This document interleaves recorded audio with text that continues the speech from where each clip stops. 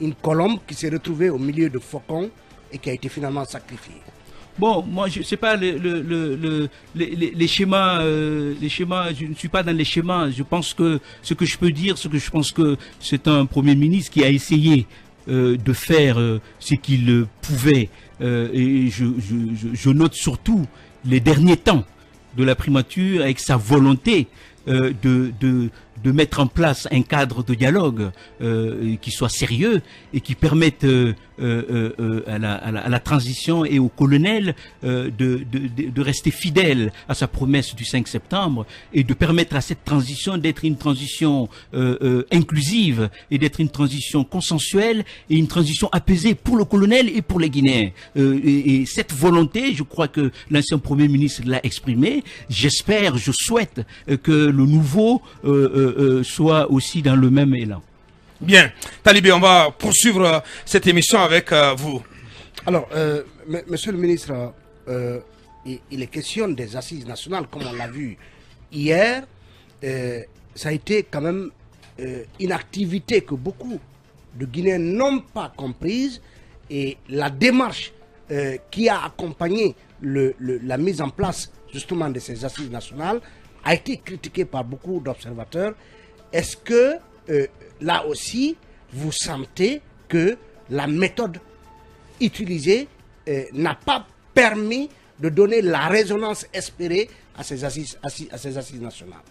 Ça nous renvoie toujours à la même problématique dans ce pays, c'est la question de la méthode. Je crois que l'idée est une très bonne chose. Je crois qu'on n'a pas besoin de dire que notre pays a besoin de réconciliation. Notre pays a besoin de faire face à son histoire et a besoin de créer un espace dans lequel nos compatriotes peuvent exprimer leurs frustrations, leurs peurs, leurs craintes, leurs inquiétudes, leur colère. Parce que c'est ça aussi un processus de réconciliation. Mais vous en conviendrez avec moi, la difficulté, et c'est ce qui nous renvoie à la méthode, mais aussi, ce n'est pas que la méthode, c'est aussi une question de substance de la démarche. La difficulté que nous avons aujourd'hui, c'est que on ne peut pas, d'un côté, être dans un processus louable, légitime, à saluer, un processus de réconciliation qui est lancé. On ne peut pas être dans un côté, dans ce principe-là, dans ce processus-là, et de l'autre côté, à continuer à commettre des dégâts. À continuer à poser des actes qui divisent les Guinéens, à poser des actes qui augmentent la frustration, qui augmentent la tristesse, la douleur, la colère de nos compatriotes. On a déjà un passif à régler. Le premier acte aujourd'hui pour le processus de réconciliation dans notre pays est d'abord d'arrêter d'augmenter les frustrations, les colères, les tristesses, les douleurs, les violences, la violence d'État. C'est le mot. Déjà en arrêtant, ça nous permet déjà d'arrêter le compteur. Ça, c'est un. Deuxièmement, si vous voulez, vous ne pouvez pas être dans un processus de réconciliation et d'un autre côté, et ne pas être en capacité de garantir un cadre de dialogue politique. Ça ne tient pas parce que les choses sont liées. C'est contradictoire. Voilà, c'est contradictoire. On est dans une dynamique les dynamiques sont liées. On ne peut pas les séparer.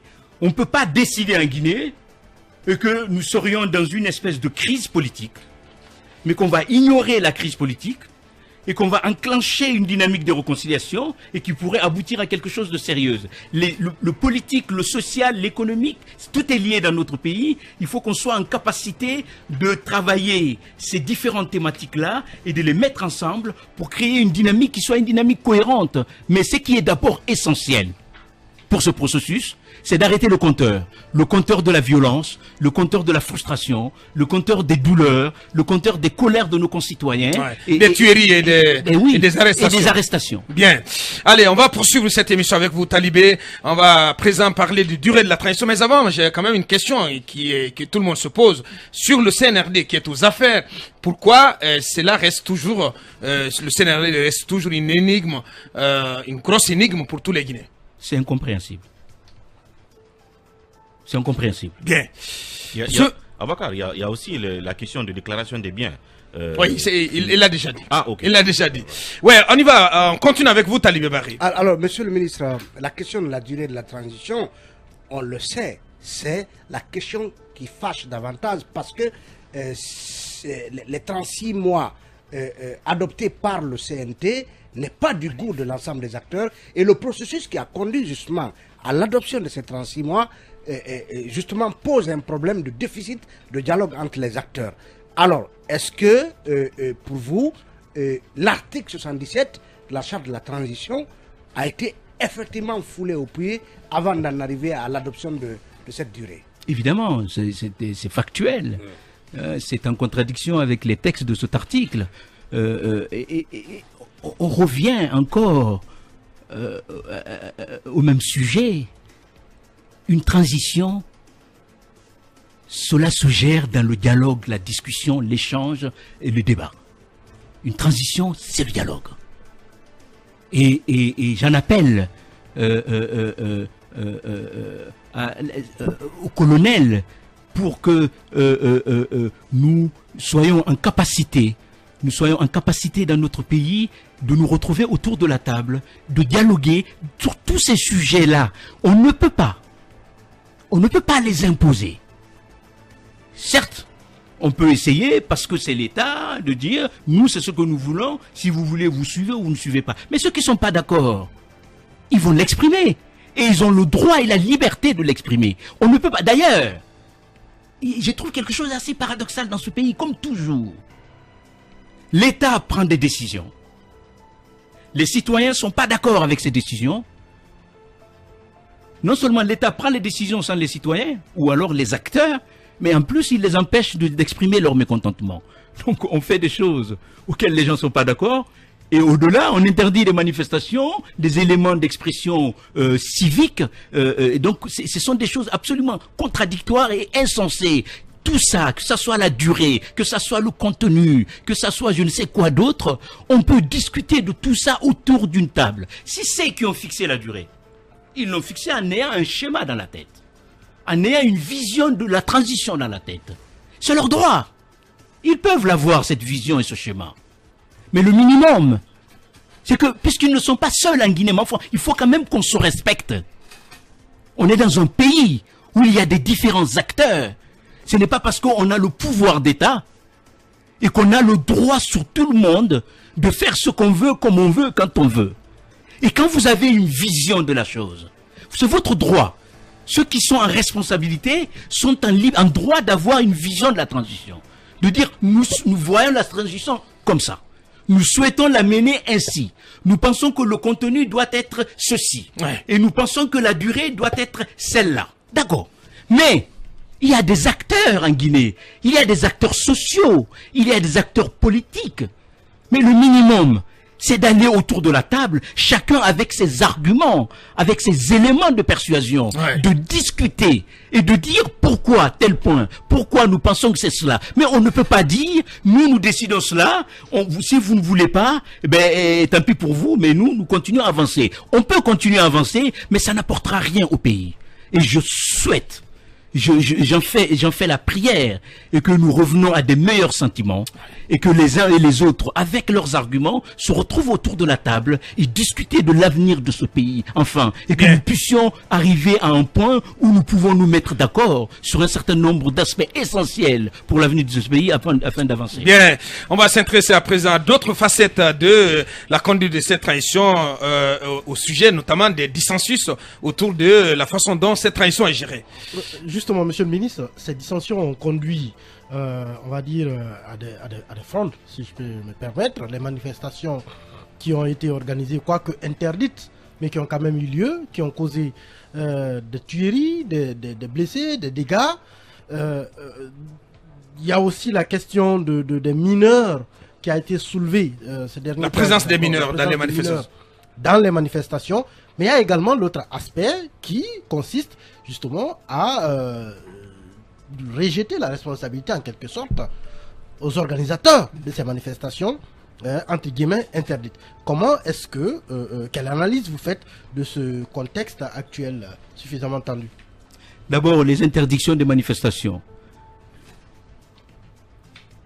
Les interdictions générales, totales, systématiques des manifestations sont injustifiables indéfendable. On ne peut pas. À moins qu'on nous dise qu'on n'est plus dans une logique démocratique. À moins qu'on nous dise qu'on ne veut plus respecter la charte de la transition, puisque c'est elle qui nous sert de constitution actuellement. On ne peut pas accepter, on ne peut pas justifier qu'on interdise de façon systématique, générale, absolue, les manifestations. Ce n'est pas défendable. D'abord, juridiquement, ce n'est pas défendable, mais politiquement, c'est contre-productif. Donc, de ce point de vue-là, les choses sont claires. On ne peut pas l'accepter. On ne peut pas accepter de retirer aux citoyens la liberté de pouvoir dire nous ne sommes pas d'accord. Et même la liberté de dire nous sommes d'accord. Cette liberté, elle est essentielle pour la démocratie. La liberté d'expression et la liberté d'opinion et de leur expression est essentielle dans la démocratie. On ne peut pas accepter que cela soit posé et qu'on dise les manifestations sont interdites. Donc, ce n'est pas acceptable. Ça, c'est un. Deuxièmement, sur la question des mineurs, on a vu ici, je crois que c'est devenu un nouvel angle comment on appelle, de tir sur les manifestations dans le pays. Je voudrais dire deux choses. La première, c'est que il est quand même étonnant dans ce pays que nous renversons toujours l'ordre d'analyse des choses. Nous mettons la tête en bas, les pieds en haut. Si les manifestations étaient faites sans violence, mais personne ne se poserait la question de la présence des mineurs. Ouais. S'il n'y avait pas de violence, pourquoi on se plaint de la présence des mineurs? Parce qu'il y a de la violence. Mais si l'État, parce que quand l'État veut, il peut. Si l'État est en capacité de permettre l'organisation des manifestations sans violence, personne ne dirait demander l'âge de ceux qui manifestent. Et d'ailleurs, entre parenthèses, lorsque nos chefs sont dehors pour des bains de foule, ce sont les mêmes mineurs qui sont dehors. Mais en ce moment-là, on ne se plaint pas de la présence des mineurs. Personne ne souhaite que les mineurs soient à un endroit où ils ne doivent pas être. Mais je rappelle que dans d'autres pays, les parents vont à des manifestations avec leurs enfants. Bien sûr. Donc pourquoi dans notre pays, quand il y a une problématique, on renverse toujours la logique?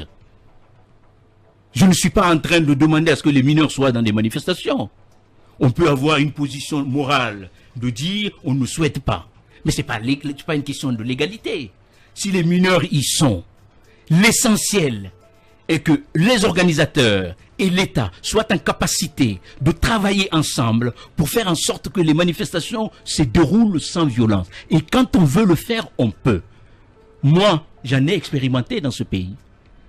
Nos forces de l'ordre sont en capacité de suivre les manifestations, de laisser les manifestations se dérouler sans violence. Donc la question des mineurs sur les manifestations, si en même temps on peut en débattre, si les gens veulent, mais on ne peut pas se servir de cette question pour délégitimer les manifestations.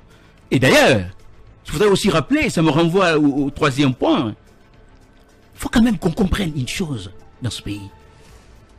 Le maintien de l'ordre, la garantie de la sécurité des personnes et de leurs biens, que ce soit pendant les manifestations ou en dehors des manifestations, cela n'incombe pas aux organisateurs des manifestations. Ça incombe à l'État.